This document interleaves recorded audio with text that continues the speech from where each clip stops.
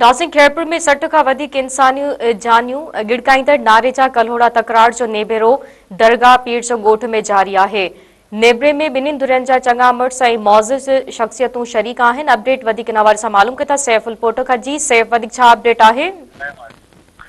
जी खैरपुर में 60 खां वधीक इंसानी जानियूं गड़काईंदड़ नारे जा कल्होड़ा तकरार जो निबेरो अॼु दरगाह पीर जे ॻोठ ते थी रहियो आहे, जंहिंजे सबबु सिक्योरिटी जा इंतज़ाम इंतिहाई सख़्तु कया विया आहिनि। 60 खां वधीक इंसानी जानियूं गड़काईंदड़ कल्होड़ा ऐं नारे जा धुरनि में हलंदड़ पुराणे खूनी तकरार जो निबेरो दरगाह जे फ़ैसिला कमेटी जे अॻुवान पीर जो ॻोठ में फ़ैसिला कमेटी के अॻुवान चेयरमैन फ़कीर सईद खान निज़ामानी, सरदार मोहम्मद खान जुणेजो, सरदार घोषबख्श खान महर, मीर आबिद खान बयो, सरदार नजफ खान कमारियो, सरदार अजहर खान कमारियो, सरदार हुसैन बख्श नारेजो, सरदार मौज़म खान अब्बासी, सरदार मीर चंगेज़ खान पंवर जस्कम अॻुवान रियाज़ चाडे जी सरपंच में थी रहियो आहे। जॾहिं त मुख़्तलिफ़ बिरादरियुनि जा सरदार ॿिन्ही धुरियुनि जा सभई माण्हू पिण उते मौजूद आहिनि। फ़ैसिले दौरान सिक्योरिटी जा इंतज़ाम इंतिहाई सख़्तु कया विया आहिनि। ॿुधायो पियो वञे त 1990 में मामूली ॻाल्हि सां नारे जा कल्होड़ा बिरादरीअ में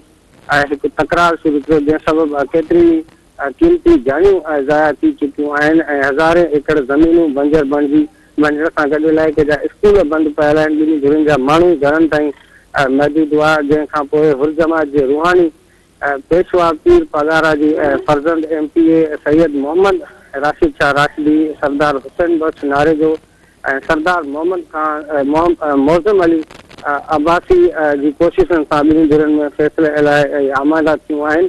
जॾहिं त नारे जा कल्होड़ा बिरादरी विच में हलंदड़ खूनी तकरार जो निबेरो दरगाह जे पीर ॻोठ जी दरगाह में जेको आहे सो जारी आहे। जॾहिं त ॿिन्ही धुरियुनि पारां जेको आहे सो बयान रिकॉर्ड कराया विया आहिनि। जॾहिं त पहिरियों जेको बयानु आहे उहो कल्होड़ा बिरादरी तरफ़ां ॾिनो वियो आहे, जंहिंमें कल्होड़ा बिरादरी जो हलंदड़ खूनी तकरार सबबु ॼाणायो वियो आहे त 31 जानियूं जेके आहिनि उहे कल्होड़ा बिरादरी जूं ज़ाया थियूं आहिनि। जॾहिं त 19 ॼणा पिण ज़ख़्मी थिया। जॾहिं त नारे जा बिरादरी ऐं कल्होड़ा बिरादरी विच में हलंदड़ पुराणे खूनी तकरार सबबु जेको आहे सो नारे जा बिरादरी जा 22 ॼणा जेके आहिनि उहे क़तल थिया आहिनि। जॾहिं त 15 ॼणा पिण ज़ख़्मी थिया आहिनि। इहो ॿिन्ही धुरियुनि पारां जेको आहे सो फ़ैसिले में तफ़सील जेको आहे सो उहे जमा कराया विया आहिनि। जॾहिं त ॿिन्ही धुरियुनि जा मजमूई जेके आहिनि उहे हिन वक़्त ताईं जेके ॼाणाया विया आहिनि उहे 53 ॼणा जेको आहे सो क़तल थी चुका आहिनि। जॾहिं त